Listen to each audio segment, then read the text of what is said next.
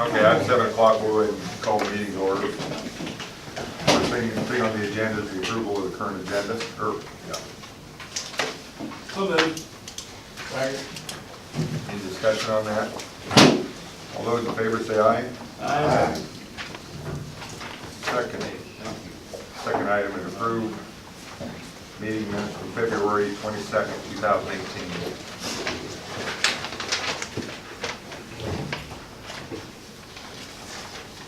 Make the motion. Second. Any discussion on that? All in favor say aye. Aye. Opposed?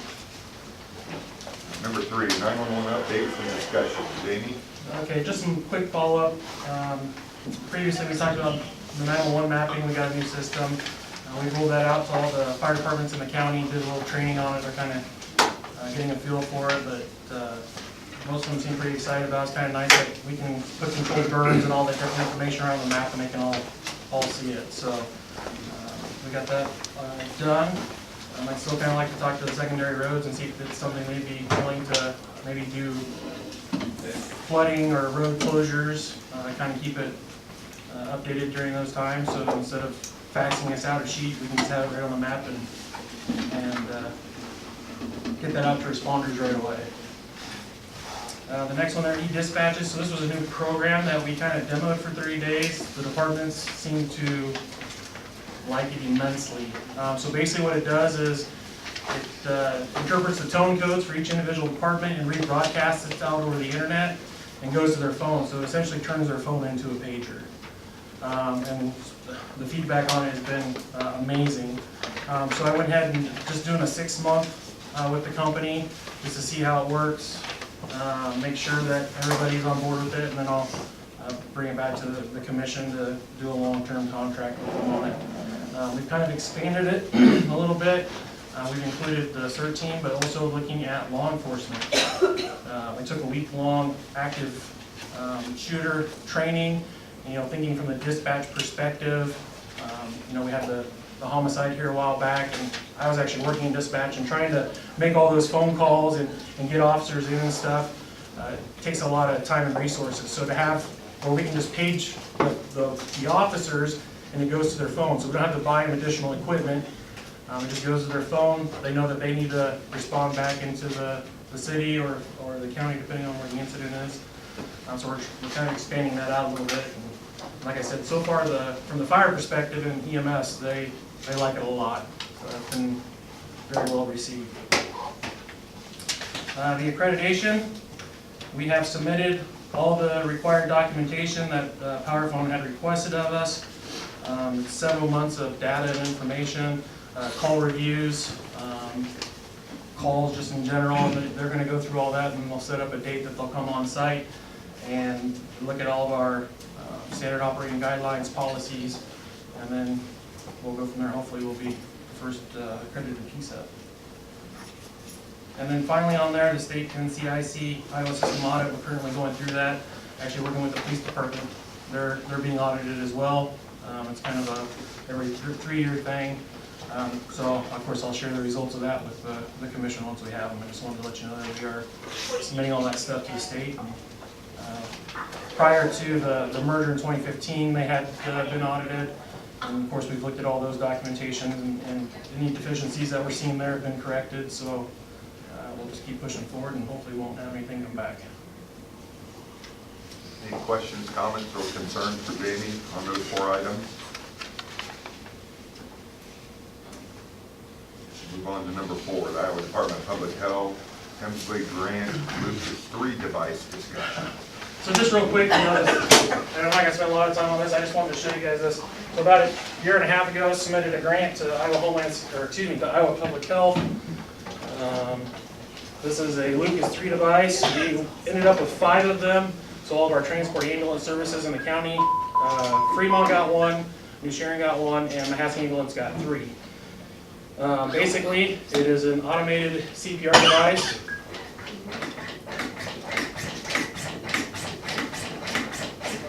It has a little wrist restraint, so you put their hands up in there and try to move them out of the house and stuff like that. But it does compressions the proper depth, pulls back up on the chest with the suction cup, and allows to go hands-free, which is huge. Especially sometimes you only have a couple people there, it gets pretty exhausting doing the compression. So we're doing we've done training for all the departments. In May, the police and service, we plan on kind of going over it with them as well, just so they're out there usually doing CPR and stuff, and they can kind of see how it works and what they need to know with it. So.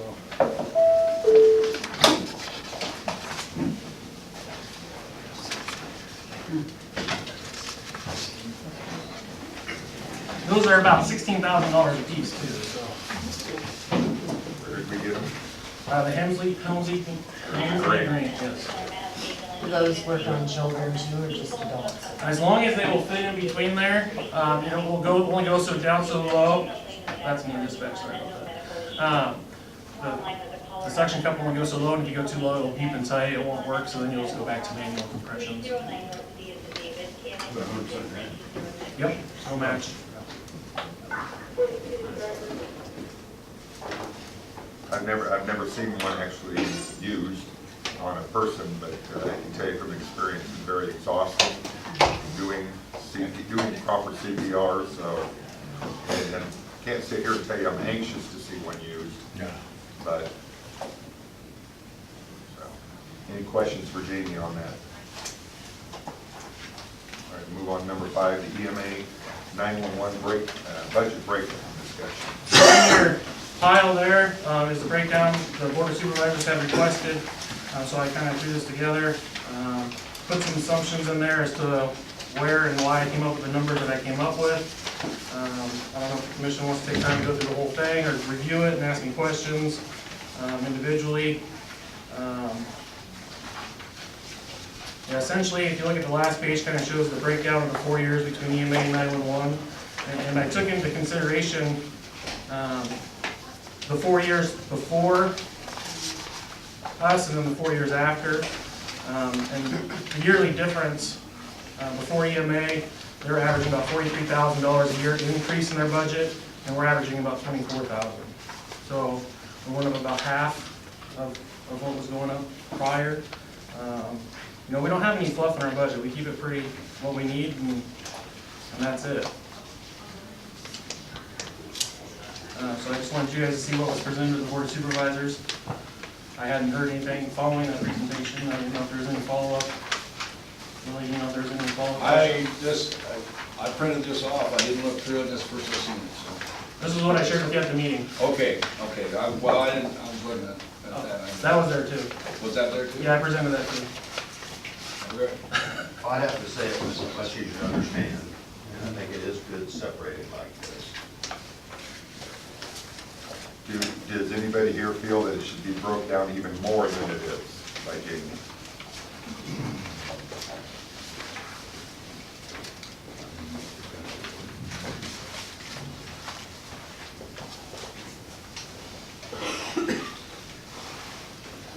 Jamie, I've got a question here on Yeah. the EMA payroll. How many employees is that? 12 altogether. 12 employees on EMA? Oh, just EMA, just 2. Yeah. And the time, how I figured their time is on that front page, looking at the 2 different years. So like for 2017 to 2019 or 18, I just kind of did a 50-50. We spent a lot of time with dispatching and things set up. And then 2019, because we are fully staffed now, hoping some of Josh won't spend as much time looking at the 911 stuff and focus more on the EMA stuff.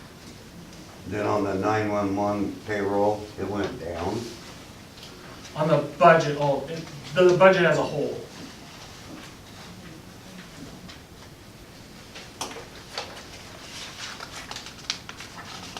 That has overtime, and not less people. Well, just the average spending went down, not the budget. No, I'm just talking about the payroll. Yeah, so we're looking at the payroll, right? They're talking about the difference between that one and that one. Yes, because, like I said, on the front page, it shows the breakdown. So for the 2018-2019, instead of a 50-50, it was a 50-25 split for me and Josh's time. Oh, okay. It's just which department you allocated your time to. Right, right. All right.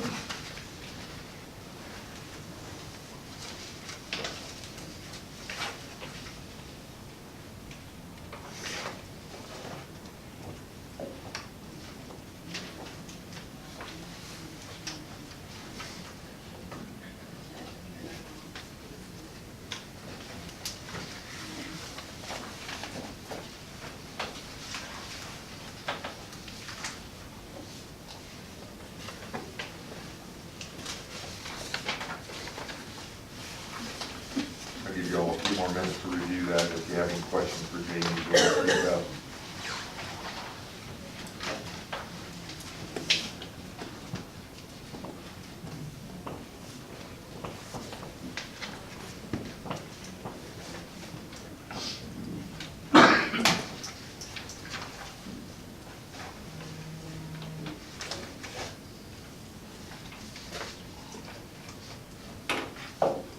That's just 600 grants for, That was in the one we took over. I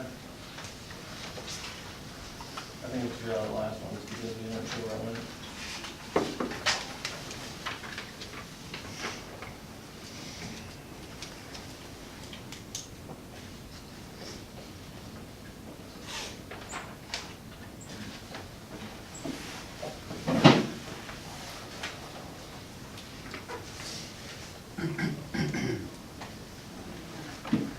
Cold in here. I think it's cold in here. Yeah.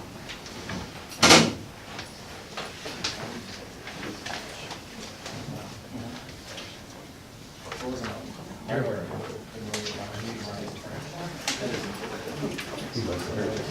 let's see if we can fix that, Danny. Look, he got his jacket on. Anybody have any questions or comments for Jamie on that? Willie, do you know if the board will want it broken down more or not? I don't know. Can't answer that. What was the discussion at the meeting when it was presented to the board? Just curious, On what? on the budget, this breakdown, when it was presented to the supervisor, what was the discussion? Last Wednesday, last week? Or two? On that, or, Maybe a little longer than that. it's been a while. It's been a while. Okay. Did not, if the supervisor was satisfied with it? We haven't discussed it since that day, I guess, and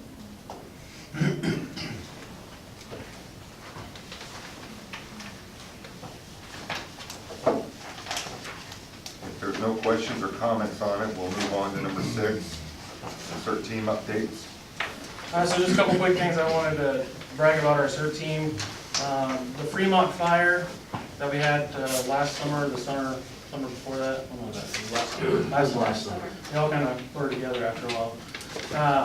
We had firefighters that were going down from heat exhaustion and stuff like that. Our CERT team came, they tried helping with rehab, but what we had was very limited.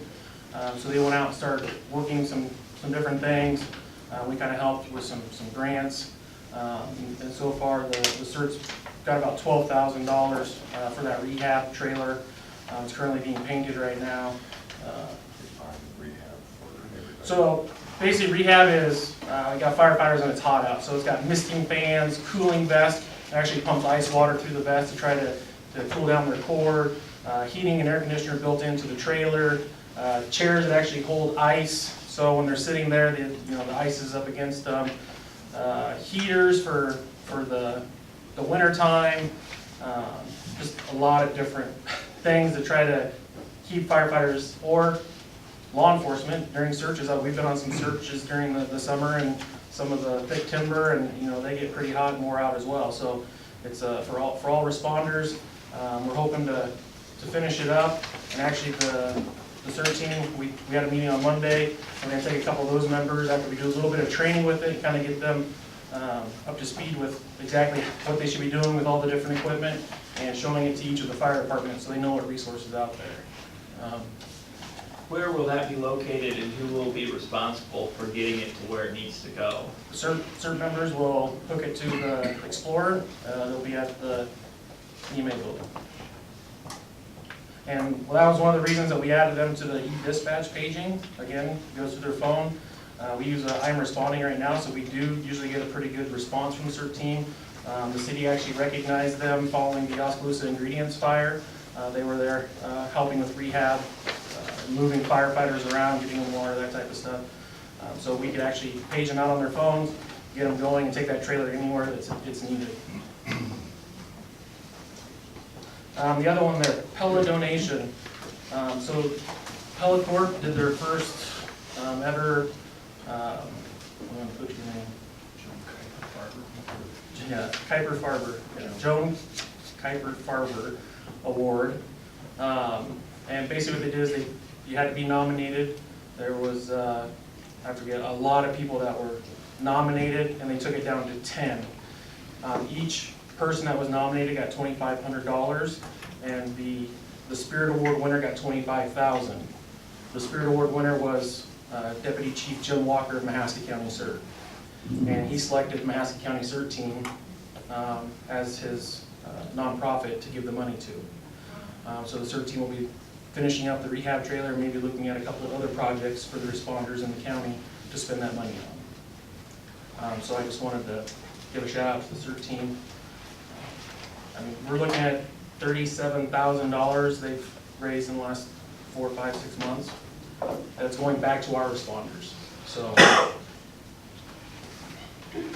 we do have a couple other grants that we've submitted, we just kind of wait to hear. So hopefully we'll keep doing more. I don't know if any of you know Jim or not, he puts in a lot of hours on CERT. Volunteers a lot of time there. And I think that was part of the award. Absolutely. Any questions or comments for Jamie on that? If not, we'll move on to number 7, legal, EMA legal. I'll introduce to you, this is Mike Mahaffey, he's the attorney we've hired. I'm not going to go around individually. He can read name tags, so. Mike's out of Powashik County.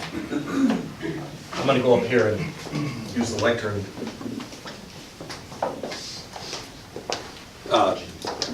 As the sheriff said, my name is Mike Mahaffey.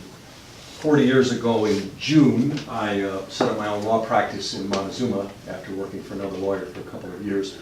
I practiced law there with our youngest son, PJ, and for 32 years I served as the county attorney in Powashik County, which was a part-time position at the time. I've been asked today, I've got to get the rest of my stuff, excuse me, to address a few issues, and I'm going to do that and try to do it as briefly as possible, which I know is hard to believe when a lawyer tells you that. The issues that I've been asked to address tonight, first of all, is the question of the 28E agreement between EMA and the 911 board. There has been some question recently about the validity of that agreement. And I've been asked to give my opinion as to whether or not the agreement is valid. And it is my opinion that it is indeed valid. And I say that for several reasons, one of which has to do with the fact that at the time this agreement was entered into, the legal counsel for EMA, who is a well-known lawyer in the state of Iowa and deals with these kinds of things on a regular basis, vetted this through the county attorney's office. And the county attorney at that time, it still is Jim Blomgren, who's a colleague and a friend of mine. Jim Blomgren has had a very distinguished career. He was in private practice for quite a few years. He became a district court judge and then served as the chief judge of the 8th Judicial District for quite a few years, and now, for the last few years, has served you as the Mahaska County Attorney. It was vetted by the state of Iowa, and my review of the code sections in question lead me to believe that it is a valid agreement. It has been in effect for 2 years and 7 months. And there seems to be, at this point in time in Mahaska County, a question about the validity of that agreement. And that was raised last Wednesday night at a board meeting for the Board of Supervisors. So the question becomes, if that's the case, and I think, Willie, you even asked this question at that meeting last Wednesday night, where do we go from here? Under the 2080 agreement, there is a section that basically talks about what needs to happen if there is going to be a termination of the agreement. And it is my opinion that what would have to happen is that someone would have to go to the district court and ask the district court to declare judgment as to whether or not it is a valid 2080 agreement. I think that's the way that anyone would have to get out of the agreement. The code gives to the commission the ability to enter into these agreements, and it talks about the fact that this can be done, it can be created by either agreement of the parties entitled to voting membership on a joint E911 service board, or by agreement of the members of a joint E911 service board. I have reviewed the 2080 agreement. It appears to me that it was agreed to by the Emergency Management Commission, signed by the chair at that time. There's a resolution from the E911 board signed by Mark Dolan, who I believe was a member of the Board of Supervisors, and if Willie, I think, still is until the end of the year. Everything, as far as I'm concerned, is in order. So, again, if someone wishes to question whether or not this is a valid 2080 agreement, I think that they would have to go to court for purposes of having a district court judge say that it's not a valid agreement. It's been in effect for 2 years and 7 months, and I think you can continue to operate under that until you have a court order telling you that it's not valid and you can't operate under it anymore. The second thing that I have been asked to look at is the bylaws, and I believe of the commission, I believe that a previous legal counsel and Jamie had worked some on this, had begun work on this issue. And the one thing that I did review in the commission bylaws in Article Roman numeral 5 is the fact that there is a provision that says the agency's approved budget may be funded by one or any combination of the following options, and it says a countywide special levy approved by the Board of Supervisors. In 2012, the legislature of the state of Iowa made some changes in the law, and the budget for the commission no longer has to be approved by the Board of Supervisors. Now, it's my understanding that the budget has been shared with the Board of Supervisors. I think that's a good idea. I'm not suggesting there shouldn't be cooperation between the commission and the Board of Supervisors. But that's one thing I think needs to be changed in the bylaw, simply because the law was changed in 2012. The other thing I've been asked to look at is the question of the responsibility for the radio system and the question of the financing of the system. I was at the meeting last Wednesday night, and for those of you that were there, it appeared to me from listening to the consultant, who I believe had reviewed the work of another consultant they had done earlier, and he thought that what had been done by that consultant made sense. I think there were 2 or 3 things he thought perhaps needed to be addressed. But the fact of the matter is that the system you have,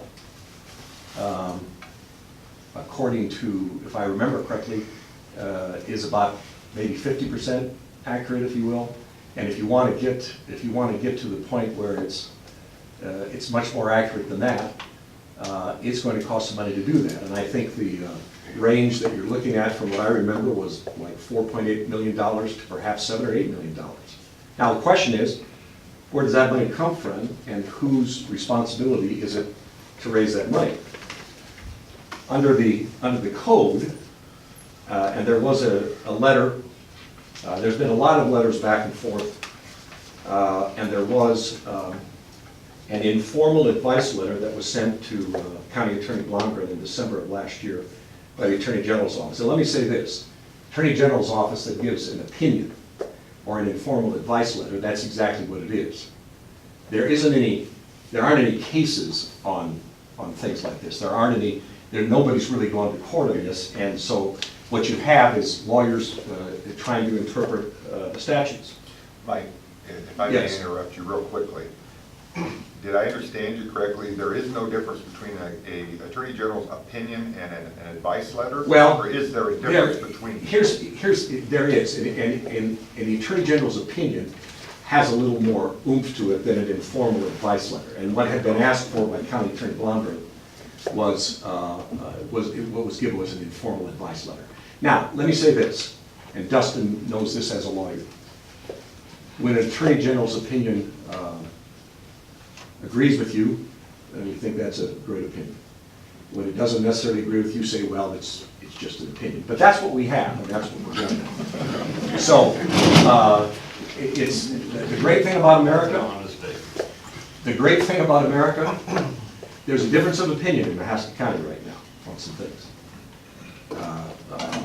Nobody's going to be taken out and shot because of their opinion, okay? You're safe.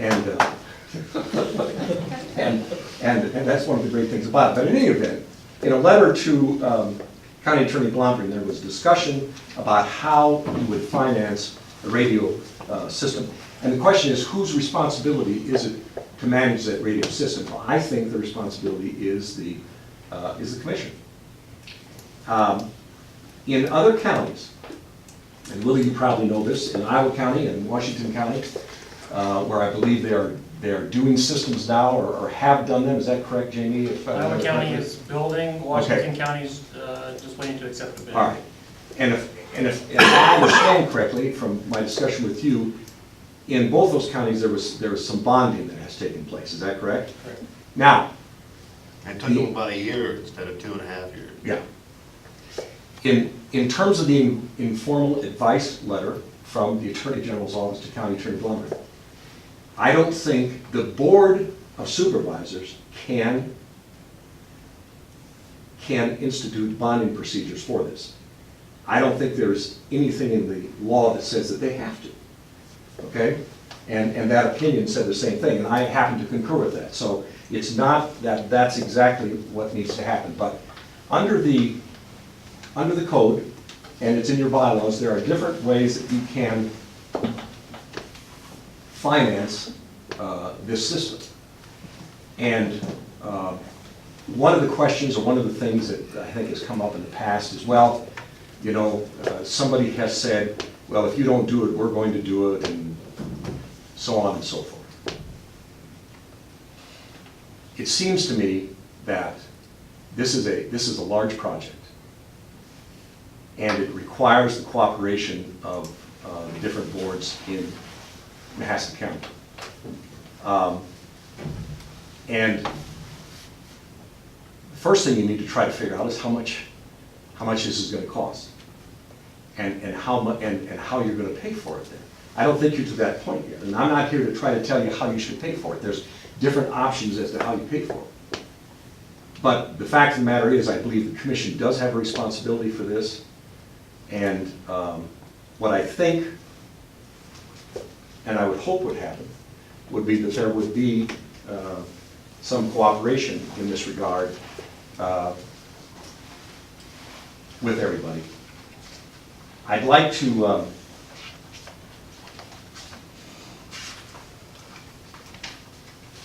quote from a letter. I need to find it, we got so many letters here.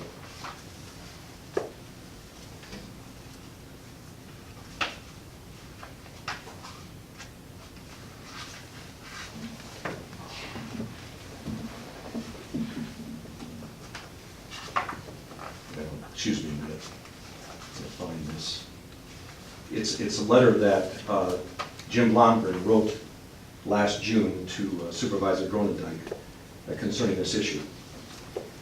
And the last paragraph of the letter, and in the letter he goes forth and talks about the essential structure of the local emergency management commission and talks about some other things in terms of authority. Before the last paragraph, he says the acceptance of the responsibilities by the Mahaska County Emergency Management Commission places the burden of communication systems upon the local emergency management commission. I agree with that, I concur, I think he's right about that. And he goes on and says, because of the independent nature of the local commission, the responsibility of obtaining proposals for new equipment, systems, or assets are the responsibility of the commission and not of Mahaska County. I honestly, I think that is also the fact. Here's the last paragraph, and I wanted to share this with you. Having said that, it is clear the goal of the legislation is to provide coordinated services in counties to provide relief, assistance, and protection for citizens in the event of local disasters or emergencies. These items can best be provided through significant coordination and cooperation between the various entities in Mahaska County. Ladies and gentlemen, if you don't do that, if you don't have that coordination, if you don't have that cooperation, if you don't work together,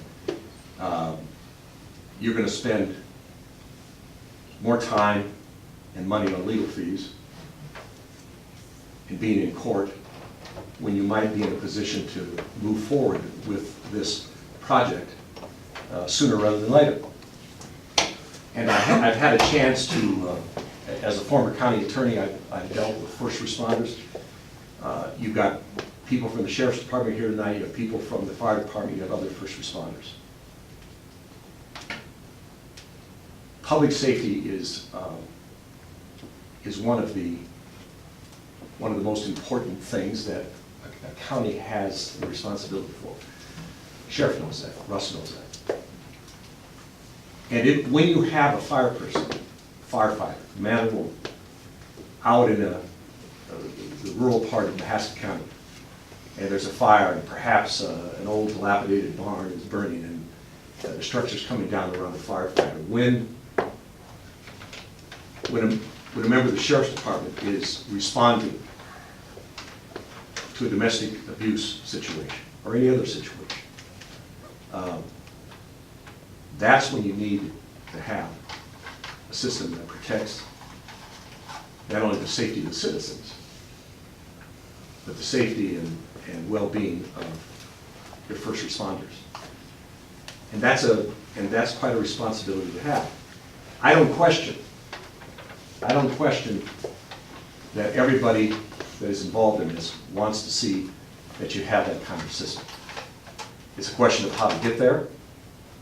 And I would say this to you, as somebody who's practiced law for a long time, has been involved in more controversies than I can name. You're going to be much better off if you can figure out a way to work together on this issue for the benefit of the first responders and the citizens of Mahaska County. When the Declaration of Independence was signed, Benjamin Franklin, when he signed it, you probably may have heard this, turned to the other men that signed it. It was all men. There were good women behind it, ladies, but it was all men that signed the Declaration of Independence. And he said, to them, he said, gentlemen, we should all hang together, or we shall surely hang separately. And that was, in that case, they were literally talking about being hung for treason. Nobody's done anything that's treasonous or been a traitor or anything else, but you need to hang together. You need to figure out how to do this. Taking into consideration the taxpayers, taking into consideration the costs, but also taking into consideration the question of safety and what should be done for the first responders. Back to the question of the 2080 agreement. That is a controversy. And that either is going to have to be addressed by the court, or there's going to have to be some kind of agreement that the 2080 agreement, in effect, is still in effect, and go forward from there. With that, I don't have anything else to say. Yeah. Before you step away from the Sure, podium, no, that's fine. we'll back up. Does anybody on the commission have a question for Mr. Mahaffey regarding the EMA 911 2080 discussion, or 2080 matter? I got a couple questions, just because I don't know and I need to know, and maybe you can tell us.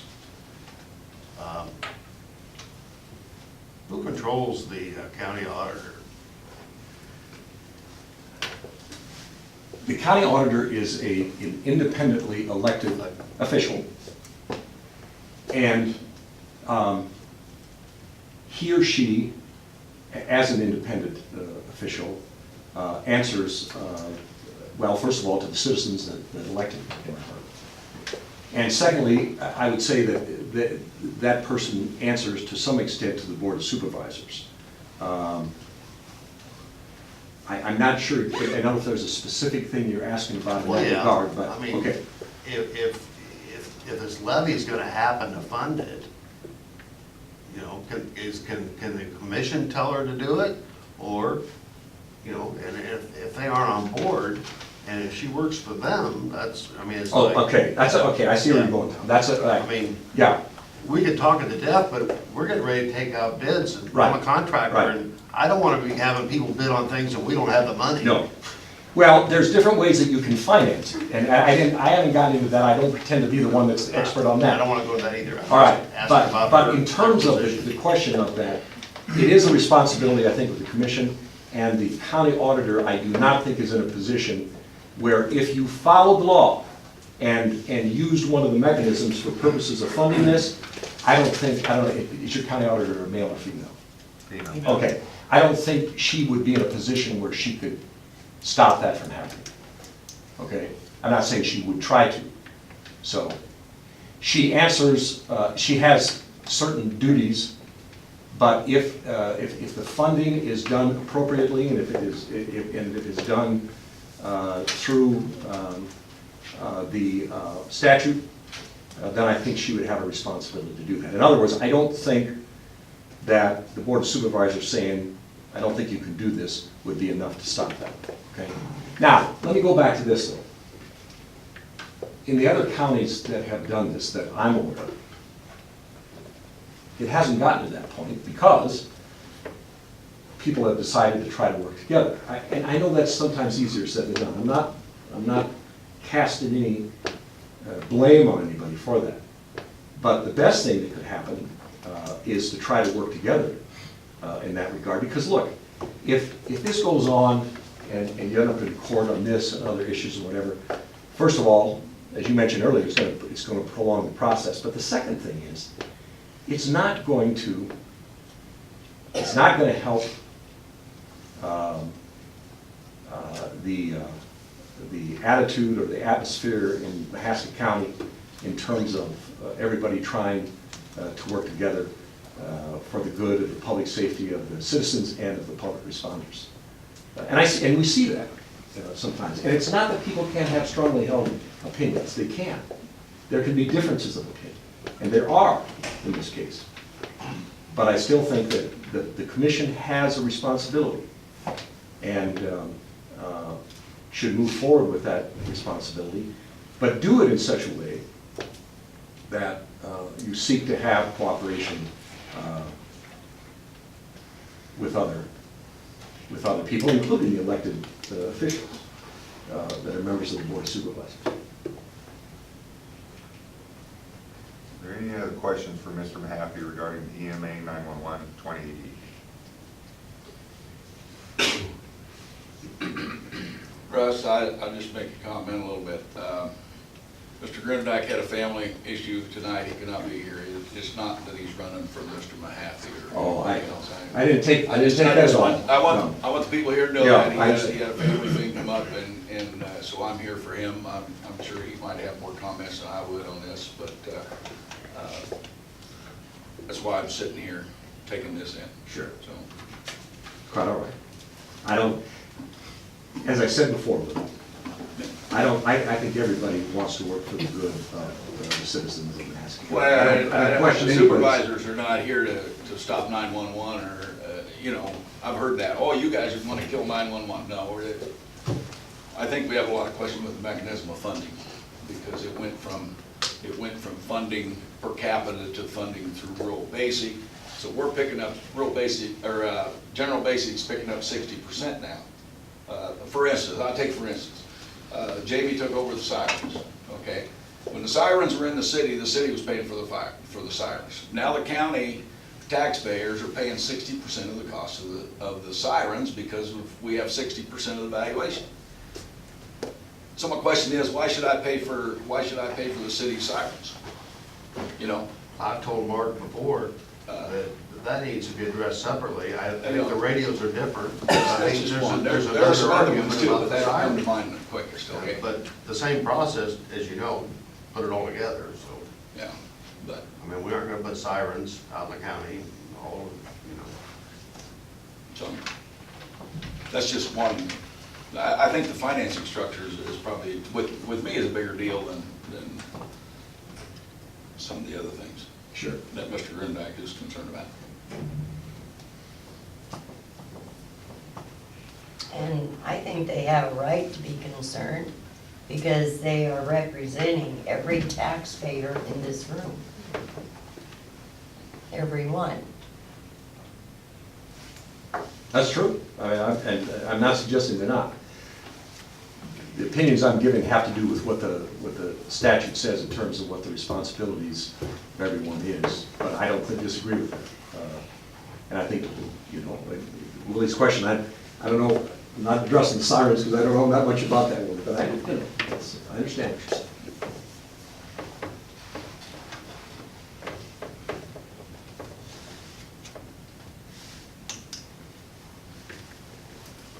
Thank you. Wait, hold on, Mike. The sheriff is really kind of cautious tonight, isn't he? I just don't want anybody claiming they didn't have a chance to question. All right, that's fine. Anybody have any questions for Mr. Mahaffey on B, the bylaw, Oh, bylaws discussion? I don't think I had a question on it, maybe this is more for Jamie or not. I think Mr. Gruendijk brought up a concern with the bylaws not being current and not being signed, an alteration to them or an amendment to them. Wasn't that being worked on, Jamie? Yeah, so me and Carl, if you remember in October 27th, Carl shared a letter showing the different funding mechanisms. And one of the things that we were advised by the previous lawyer was he wanted to specifically put in our bylaws the mechanism for payment and not just break it out for the Iowa code. So we were focused on the 911 bylaws initially, and then we kind of refocused on the EMA once we got the 911 side done. And we were working on, matter of fact, it was at the next meeting, we were going to talk about the funding source. And the day before our meeting, of course, we got the resignation, so we kind of stopped there. But we were working on the bylaws as a whole. There was the one section that we had to get updated, just so we were compliant with the Iowa system. And no, they were not signed. I was informed that the minutes would work. I did share the minutes with our legal, and I will get everything signed. Let me address that a minute, because I understand Mark's concern in that regard. If you had bylaws that were signed but had not been approved by the service board or by the commission, I don't think just because somebody signed it, if there hadn't been approval, that would make them. Conversely, I've had a chance to look at the minutes. It appears to me that they were approved appropriately at meetings. By approved, you mean voted on? Yeah, I voted on, absolutely, and approved, yes, and voted on. And I think that's more important now. I'm not suggesting they shouldn't be signed. I think that's a good point. Look, I was county attorney in Powashik County. I live in Montezuma. We try to do things by the book. If anybody here that's been on any kind of board says that if you go back and look at every board to see if everything was signed right at the time that it should have been, that it doesn't always take place. But the most important thing, that they were approved because they were voted on, Russ. That's correct. Again, I mean, if you had them signed, but somebody said, well, by whom were they approved and when were they approved? If they hadn't been approved, even though they were signed, I don't think they'd be valid. So I think that's a good point. Now, should that be done sometime? Yes, and I've talked to Jamie about that. Any other questions for Mike on that? How about C, the radio system responsibilities? Any questions for Mr. Mahaffey on that? I'm still confused. He says we're responsible for the public safety, but we don't know how we're gonna fund it. So, you know, And there's different ways to do it. I don't tend to be Well, I'm not bringing up funding, Yeah, I'm just right. saying, we've gotta work on the funding, and we need partnership, as he says, you know. Mike, I understand it takes another attorney, a specialized attorney for the funding. Can you real quickly tell us the three methods in layman's terms? Yeah. Well, one of them, The three options we have. there one is bonding, and again, I said, that would be up to the Board of Supervisors. In Iowa County and Washington County, the commission and the supervisors worked together, and I think they decided to do bonding. And I think the reason that was done, I'm gonna tell you everything I know about bonding in just a few minutes, is that it was cheaper to go that way in terms of interest rates. But you have to have, Willie knows this, you have to have bonding lawyer, you have to have people that specialize in bonding to do that. And they are specialists, and God bless them, if I had to do that for a living, I'd rather do something else, okay? But that's specialist, so that's one way you can do it. You can also, you can have a countywide special levy pursuant to a code section, okay? And you can also have an agreement for the city and counties to have basic and supplemental levies. And lastly, you can use a population model for raising taxes. Now, I'm not going to go into the weeds on that. There's different ways you can do that. But before you get to that, first of all, you need to get the RPFs, I think, and see what it's going to cost, and then see what can be done as economically and efficient as possible. We're talking about a lot of money. But see if there's some things that can be done differently. One of the things that was talked about last week at the supervisors meetings had to do with the towers. Do you have to have four or five brand new towers, or can you there's some other towers that you can use for that purpose? Well, that makes a big difference in terms of what the cost is, because those towers are, what did he say, $700,000 or something like that. It's a lot of money. One of them is 4, and the other, there was 3 of them like $1.5 million. Yeah, or something, yeah, so, Is that what I read? yeah. $500,000, so, yeah. Yeah. Depends on who So you- but see, those are the kinds of things, again, when you get the RPF, then it seems to me that you need to sit down and look at those things and see if you can work things out. Now, I've been asked my opinion, if you can't work things out, whose responsibility is it? I think it is the commission's.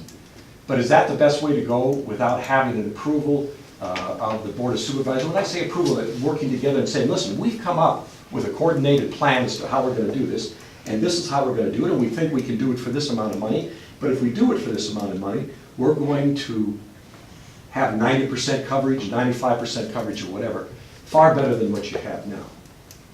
And it seems to me, I don't know what that amount is, it seems to me that, with a coordinated effort, a cooperative effort, a collaborative effort, you can go out to the good citizens of Mahaska County and say, this is what we need, and this is how we're going to pay for that. One of the things about local government is you have to be transparent. You can't hide things under a bushel. So, yes. Question about bonding. Would that bonding would that be considered an essential service that it would not have to be voted on by the people, or would it have to be voted on by the people? I'm going to give you, no, it's a good question, and I'm going to give you my opinion, but it is a thin opinion to the extent that I'm not saying I'm an expert on that. I don't think you have to have a vote on that. Jamie, I don't know what, We've been told it's essential services. Yes. Because it is for Yeah. law enforcement, fire, and EMS. We're not And building it. that's, other counties have done that and have done it without doing that. And I think that is correct. That's about as far as I'm gonna go, Billy, okay? Okay. Any other questions? Thank you. Thanks for letting me. Well, Mike, thank you for coming down and Yeah. explaining these things to us. Yeah, you're most welcome. Russ, do you need me to stick around? Might stick around just a little bit Okay. longer.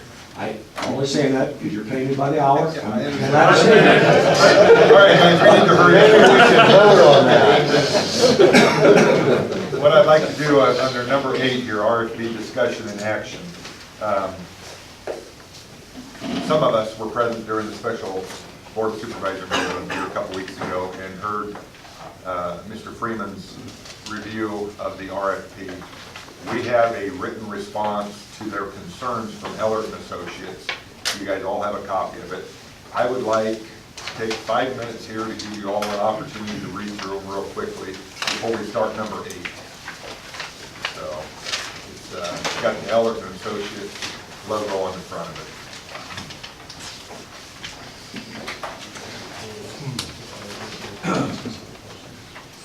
And after you guys read through it, we'll discuss it. We do have a representative from Ellerton here if anybody has any questions for them.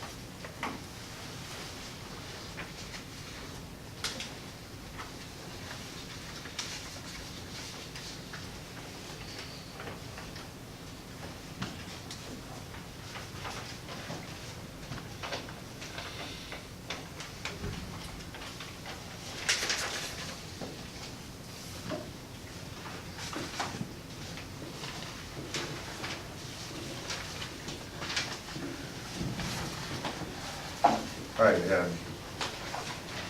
I just wanted to let everybody know, Jamie just received that this afternoon, otherwise we would have gotten it out to you sooner. It's not even dated, yeah. It just came in my understanding this afternoon, Fred. We would have gotten it out to you sooner, so you guys can study it, read it, jot down questions, that type of thing. But anyway, we'll go ahead and jump into number 8 here, RFP discussion / action.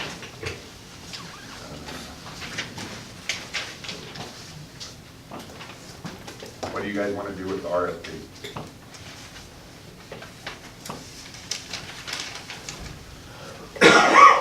I wish Mark was here in some ways. I mean, he talked, what I gathered from Freeman the other night is, you know, you're wanting certain levels of reliability and all that, and that's, when you get on those high ends is where it gets quite a bit more expensive. Is that how you interpreted that the other night, right? And so, are you fine with the way it is right now, or do you want to change that any, or, I don't know. I mean, Well, don't you think we can, you know, until we have to open our checkbook, I mean, if we write it the best we think we'd like to have with the committee, the subcommittee that developed this with them, and and then see, I mean, Okay. we don't have to buy it, I'm just asking the No, I question. know, I'm just saying, I'd like the 95% coverage. Maybe I can't afford it, but until I know, you know, I'm okay. I mean, I think this letter should go back to the subcommittee, and if you want Eller to change these things, they're asking if you want change. I've said all along, I don't know anything about radios, but everybody around here that's a first responder that's on that committee, they understand and their lives depend on it. So we need them, just speaking for myself, we need them to look at this if they want to change it with Eller. But I have no problem with staying with Eller. I was on that safety committee. We have at least two other representatives here who were on that committee. There was a lot of discussion about, on that committee, 95 to 97% coverage. We know higher the coverage, the much more expensive it is. I was actually the one who made a motion that we put it at 90%, and that was voted on and carried. I don't know, gentlemen, maybe you could tell us. I don't know that, I don't think it'd do any good to send it back to the Public Safety Committee to review it. We've all reviewed the RFP, and voted on. So you don't think they're going to want to address any of these questions Eller has, like we want to change? That, one of the questions that I would have, if we could just review those, I know there were 3 issues that, I don't even want to say issues, because I thought they said they were minor issues that were in the original RFP. And if we could just review those, because I think there's a lot of people here that don't even know, they weren't at that meeting, and to see what Eller had, and then maybe hear what Eller had to say about those issues.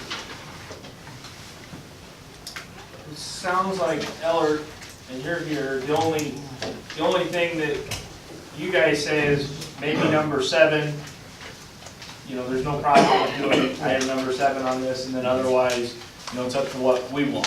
Essentially, is that That's correct. Yeah, we really reviewed the report, didn't find any major items to be addressed, but tried to provide a point-by-point response to what we did see. You know, the coverage, I think to make the point about coverage, we're essentially asking for 2 things in the document as it stands today, and that's a primary with the primary response from the vendor with the 95-95 coverage, and an alternate response, or vice versa, I can't remember which direction I had, but alternate response with slightly less coverage. So those items, probably along with the next point about in-building levels, specifically to the higher 15 dB and the population models that we're using, those are probably your 2 coverage items to address. So, and we feel the points made and what we would feel about changes needed. We offered the the services of making those changes at no charge, because we just don't feel that there'll be any major revisions to the document, so. Is number 6, I mean, like I said, I don't know. I know we have a lot of fiber in that county, but, you know, whether we use fiber or we use the, I mean, you're saying you still recommend the microwave, which I'm fine with it. Right, But what, do we need to let them bid on either way? and they will. What we do with the RFP is we provide what we feel are opportunities for them to use. We've tried to identify the opportunities of fiber within the county. We try and provide the parameters that we want them to meet. And the point I tried to make there in that particular item was that the responses will come in, and you will not be locked into exactly the response you get. There will be a lot of back and forth discussions, clarifications with the vendors, and then even then, at that point, the point where you may decide that one of these options or one of the options fits what you want to do, you start the negotiation process with that vendor. And you will negotiate some of these things, and there might be some particular links that you believe you can provide fiber, and you can get into the details at that time, and then you'll discuss that with them and how that would play out. You'll try and create the next level you create is something that you can sign a contract to, something you feel like you have the majority of the details of the system. You understand what you're going to be on the hook for. But even at that point, once you sign that contract, that's when the payment terms and stuff start to fall into place. Even at that point, you then have a 2 to 3 month review of the design, because they're going to have to go out and specifically identify whether the microwave paths that they've estimated and whether the tower space that they've estimated is available. They'll go out for a detailed design at that point, like I said, about a 3 month process, and there may be some changes up or down based on what we find at that point as well. So we try and identify some contingency monies. We try and identify to the best of our ability ahead of that, but we just never know what towers need and what some of these obstacles will come based on those designs. So we'll see it. We'll get to the detailed design review, and at that point, you're pretty much locked in to what you're going to have and how it's going to work. So.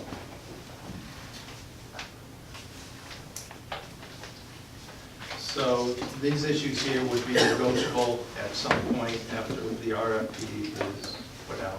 Correct. Everything's going to be negotiable to some extent. You know, the further down the road, the more you're going to have more specifics and more details. And I tried the last item there. We tried to provide we had the initial timetable in the RFP, so I wanted to kind of provide an updated dates on that, and it just put some general dates, kind of tried to follow that same timeline. And as you can see, if you started this project, in May, previously you were intended to start in January, you're probably looking at, December, just to get to that first contract signing, and assuming you can get that done, because in Iowa here, obviously a lot of things fall off around the holidays. Yep. So then if you don't make December, you're probably not going to make it until 2019 to get started on just the contract piece, and then the detailed design follows that. So you get the RFP out, you get some bids back, and if I understand, probably 2 or 3 bids is what you're probably looking at in terms of who can provide the services. Correct. Then you come back to the commission with that information, and at that point, there can be some negotiations, if you will, or discussion about, well, if we did this, would the cost be this, or whatever, right? Is that how it works? That's accurate, yes. We're gonna see the designs that they come up with, and we're gonna make sure we can clarify those points. But after we start to see those designs, then we can start to understand the needs and what other, you know, most of the towers that they identify, you know, they're gonna obviously be, they're gonna be critical if you move the tower too far. I mean, usually it's within a mile or so of where their coverage is, but they are willing to you know, negotiate or even restructure. Once you sign that initial contract, you know, if you ask them to do things a certain way, and they'll provide you the ramifications of that. If that's a coverage shift because you decided a tower 3 miles away is very favorable to the county, and you know, maybe it's a free lease or a lease much more less expensive than the one that they decided. They'll provide you the coverage change and how that affected the system. And as long as you're willing to sign off on it, they're willing to build it, and you know, you've already paid for the infrastructure, that's not gonna cost any more. But you know, assuming that there's some changes, they might come back to you with a change order.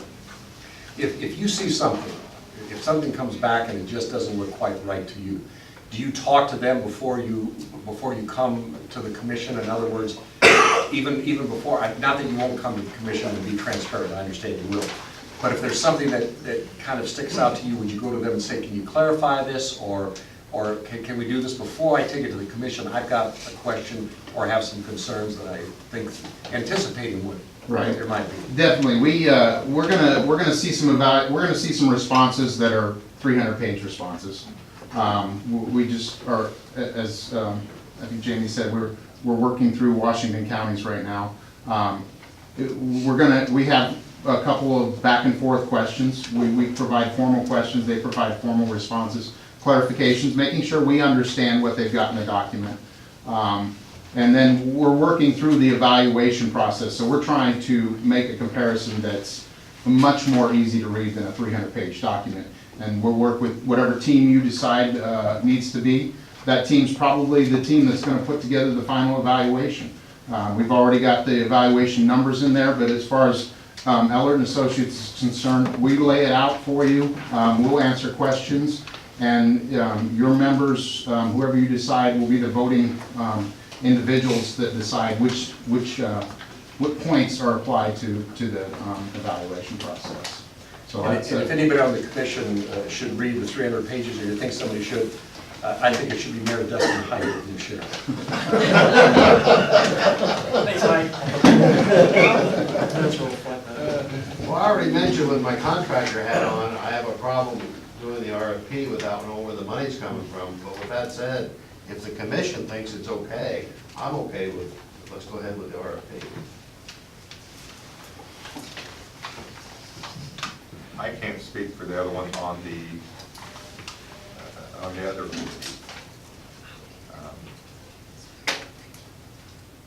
We are not moving ahead at all. We have not moved ahead in 9 months. I can't speak for the other ones on the safety committee, but if we call a meeting, I've reviewed this, he just told us these issues are negotiable. I don't know that there's a need for another safety committee meeting. If the commission feels more comfortable with us calling another safety committee meeting and discussing these and then bring our findings back, I'm okay with that too. I'm not trying to rush any. You got a quorum in here?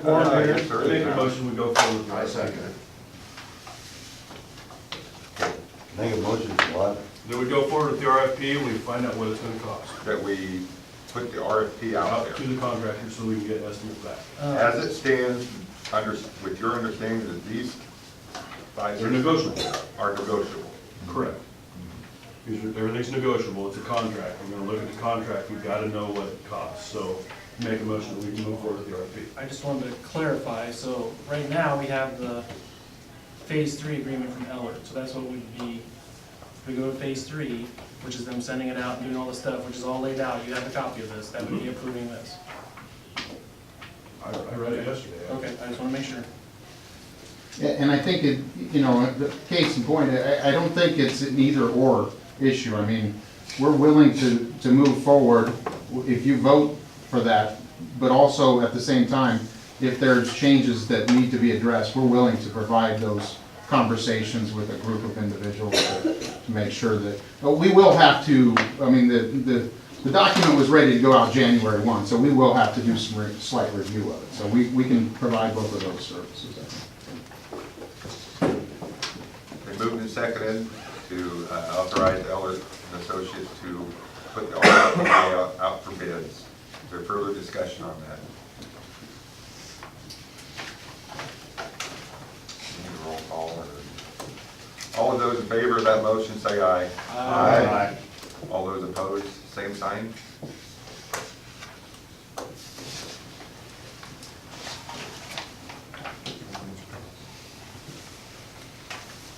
I'll start somewhere. So we just spent another 27,500. Right?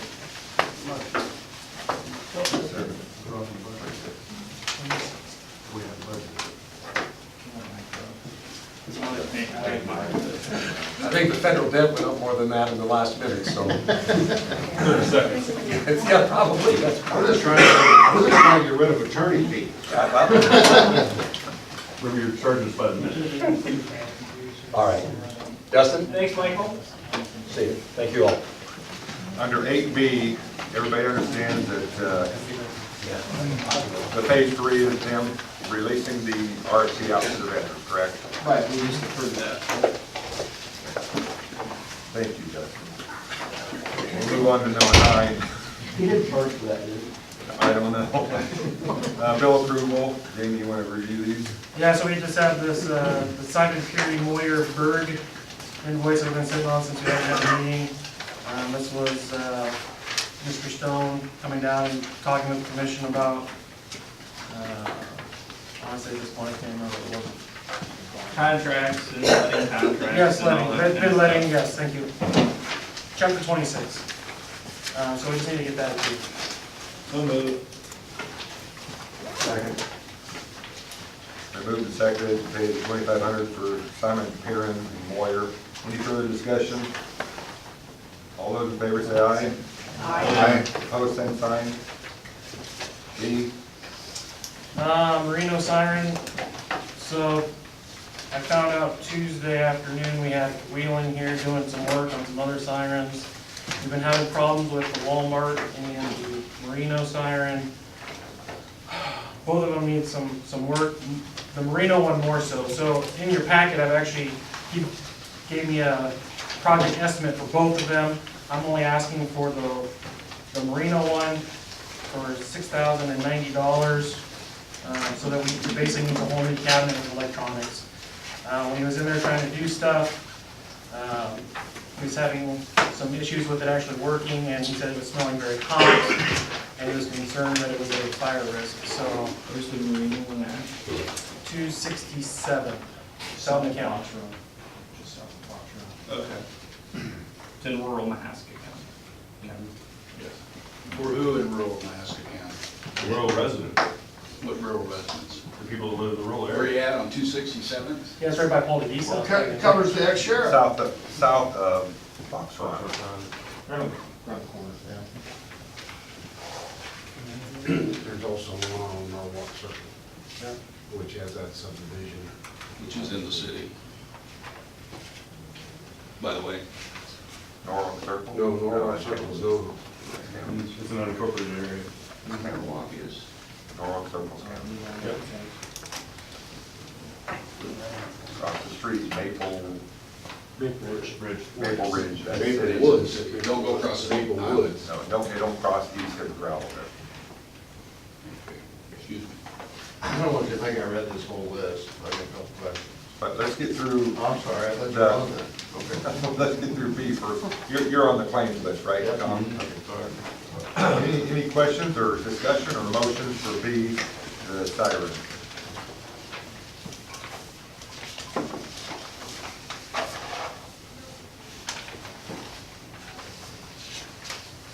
To pay that bill. Then move that we pay that, is there a second? Seconded by Barb. Any further discussion? All those in favor say aye. Aye. Opposed, same sign. Can I vote? Probably not, can I? If you're the county representative, supervisor. Can I vote? No, I know. Now, Tom C, is the claims review, the itemized list. Go ahead.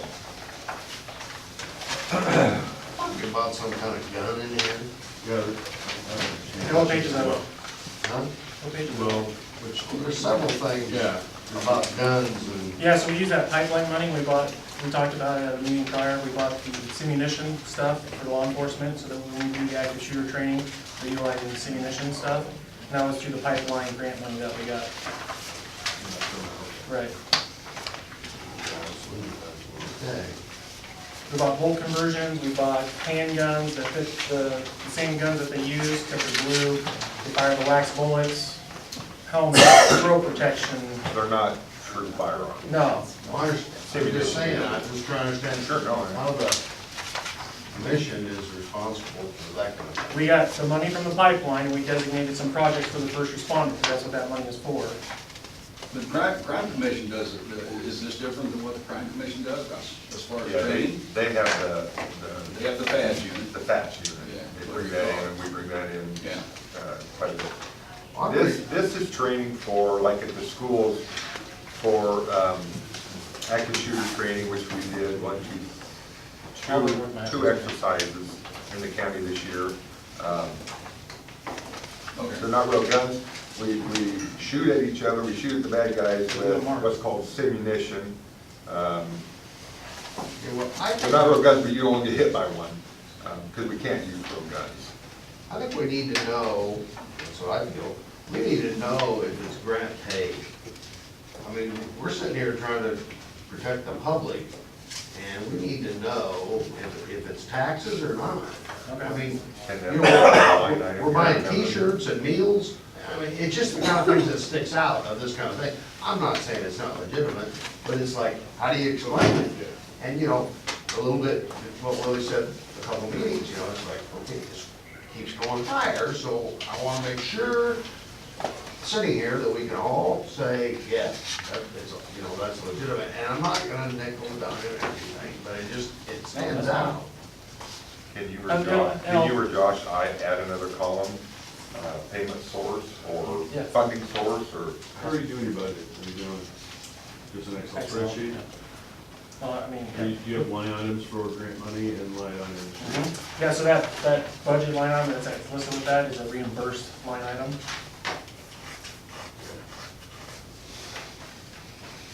Yeah, we can put on our grant money or, And then it needs to be real plain if it's 911 or if it's the commission. You know what I'm saying? It's like, there's training in here for the dispatch. Oh, is that 911? Or is it? everything is emergency management. And actually, I got some grant money from the Healthcare Coalition to pay for that, so that'll be reimbursed. Okay. I just haven't got it yet, so I didn't bring it up. Well, you can't tell us you got it until you got it. Right. I mean, we need to, I don't know, anybody else feel that way? I mean, that we need to know. Well, if the county does not like our budget, period, we know that. Not saying anything gets bad about the county, but if we wanna be transparent, because as I was sitting on my couch last night reading this, I thought, how in the world did this department spend $1,300 on t-shirts? Yeah. $687 at one time, $700 on another. Not saying that it was ill intent, but that's a lot of t-shirts. I mean, we don't know, you're doing a bunch of volunteers and you need to give them something? I mean, you know, there's all kinds of reasons. We gotta line it out so that if it is legit, then we don't have to continue having these silly discussions. We just look and, We need more details in this We gotta know. document. Okay.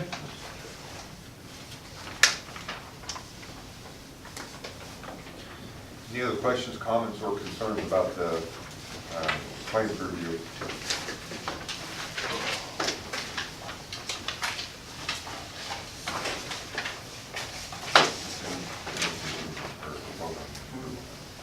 If there's no other questions, comments, or concerns, on to 10. Next meeting, discussion and action. So I put that on there again, to talk about maybe a reoccurring date, or just continue with the doodle poll. I don't know if we wanted to set something the fourth Thursday of the month, or What is your doodle poll generally? Aren't we usually meeting on the fourth Thursday of every month? pretty much, yes. Usually I pick the day that I get the quorum. I mean, I don't usually get everybody that replies to it, but I try to go with the day that has the quorum.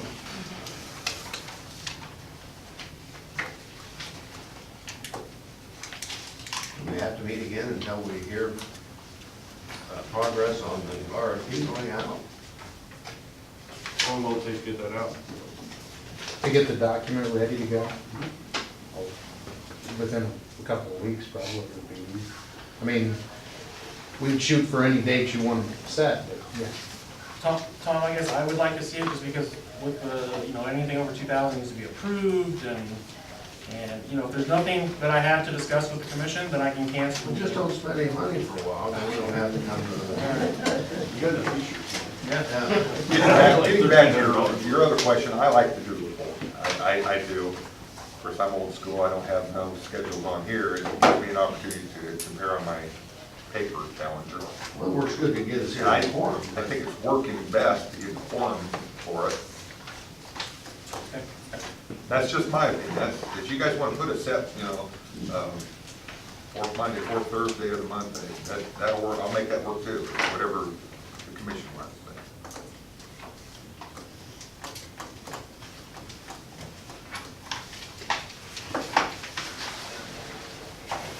It seems to work out better for me personally, The doodle. because of our because of our meetings. Mine's mostly the first 2 weeks of the month. And this has been working out. You gonna do the doodle poll then? We'll move on now, time for public comments. Sure, Go ahead, Chief. if I could make a quick statement here. I know there's several of the folks that we represent as far as fire protection, Beacon, University Park, George, and Keoma Village, and also Supervisor Van Wilden made a comment about the fair share of the sirens. And I just want to take the opportunity I can't speak for New Sharon, but 92% of our fire protection area is rural, okay? So if you put that in perspective, 92% of it is rural. The city contracts with the townships for this protection. We are limited by Iowa code as to how much we can charge. I go around, try to have annual meetings with the townships, show them my budgets, talk to them, show them what we have. I've been to University Park before. Beacon has not asked anything yet. I've been in communications with Keoma Village. I feel like I'm fire chief for all those entities that we cover. That being said, there are a lot of industries in the rural area. Those tax dollars, again, in the rural area, the city doesn't recover those. City is, on this budget, subsidizing the rural area between $100,000 and $120,000. I have city bonded for the fire station. The cities of University Park, Beacon, Keoma Village, the way our contracts are written, they are helping pay for that. For rural residents, we are not allowed to do that by Iowa code. Again, we're limited by that Iowa code. What I'm leading to here on this is I would be happy at any time if the supervisors wanted to see this same formula that I showed to the township trustees. This is broken down into calls for service. It's broken down into how much dollars that they actually pay in. And I would just offer that out, and I do that for any of the cities. I want to show you what you're getting for your money. So if you ever want that, please contact me. And those big red trucks go anywhere on mutual aid when they're called. Well, correct, and I mean, since you brought that up, it was on my notes, but I didn't go that deep into it. Rural fire protection costs way more to provide than city coverage. That is simply because we have to have more resources. If we have a fire in the city, we can hook to a water hydrant, and we got one truck going. If we have to go to the rural areas, we have to haul the water out there. We can't get it out there enough, so we have to call extra resources in from our area communities. We had Wednesday night, correct, Josh? We had, New Sharon had a large fire up by Spring Creek Corner, Spring Valley Corner. We had 3 departments there with probably, I don't know, I'm guessing 12 to 15 apparatus. Same way with the industrial fire out here at, you know, depending on which way you tax this stuff, we won't get the recovery on that. There was 16 departments out there, or 9 departments, and all this stuff, we try to work together, and that's, again, I'm willing to come out and speak at any of your meetings. All you have to do is let me know. Thank you, Chief. Other public comments?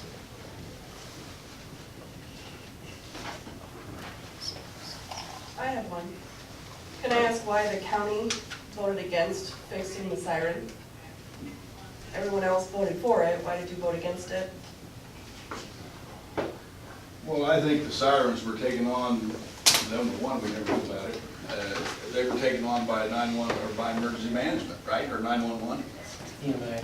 EMA took them. And we got a legal thing saying that, it actually came up from a board of supervisor asking if we had responsibility for public emergency communication dissemination. We had a lawyer's opinion say that, yes, you do have responsibility to provide emergency warnings to the public. And actually, it was a board of supervisor that looked at possibly putting sirens in some of the more populated rural areas. And we talked about doing that at one time, but it was decided because of the cost that we didn't do it. But it was actually started, the question came up to a board of supervisor, and they asked our attorney, and he provided a letter saying, yes, we do have responsibility for that. I would love for the cities to take their sirens back. They're a nightmare. And that's the way it has been all the time, so. I don't know. How old is that siren? Which one? The Reno one? The siren itself has been updated. It's the box that's kind of, he says it's very I don't old. think, I is think what he it's said. very old. Siren, ain't it? The head isn't, the controller is. Warning? What's that? There's a warning on that. No, there's no warranty on the Oski siren. Your siren should still have one for a while. Huh? Your siren will have one for a while. Yeah. But no, Oski's doesn't. Same with the Rose Hill siren. The Rose Hill had some issues too, and I'm just waiting for some numbers on that, so. I would like to make a point. I do live in the rural. My phone, sometimes I'm in town, my phone will give me a message that a tornado's coming before I hear the sirens. And I think most people have cell phones. I understand the sirens are important, but in today's age, I don't know if they're as important as they used to be, because I think everybody here probably has a cell phone in their pocket, and then alerts go out right away. Now, my comment on that is my children, if I'm at work, they don't have that access to the phone going off. So they need that siren to know that it's going off. I mean, we have other people who don't always, and the elderly don't have that access with the phone sometimes. They don't have internet phones. Yeah, they don't have the internet phones, don't have the access to that. So the sirens are essential. And I'm fine with them in town, but from a rural standpoint, I guess. But the one on Merino Avenue still helps the people in town as well as the county. I'm not arguing against sirens, I'm just making a point that as technology changes, sometimes maybe we gotta change with it a little. And that has actually been some talk at the FEMA level too about getting rid of sirens because of the technology. But because cell phone signal is not reliable, and there are still the population that don't use that technology, that they still, from the national level, they still see it as important. And on the other side of that, this isn't just a siren. If the cell towers go down, we can actually make public announcements over those. I mean, we can actually. These are the handiest things in the world, but the least dependable. Right, those will go down, those will be the first things that go down. And we can make public announcements over these speakers. Or the siren? Over the siren, correct. Just to clarify, this isn't it isn't just something that makes a lot of noise when a storm comes in. It does have multiple functions.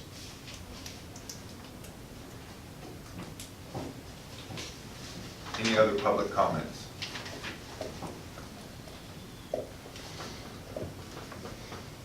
Hearing none, do we have a motion to adjourn? Second, all in favor? Opposed?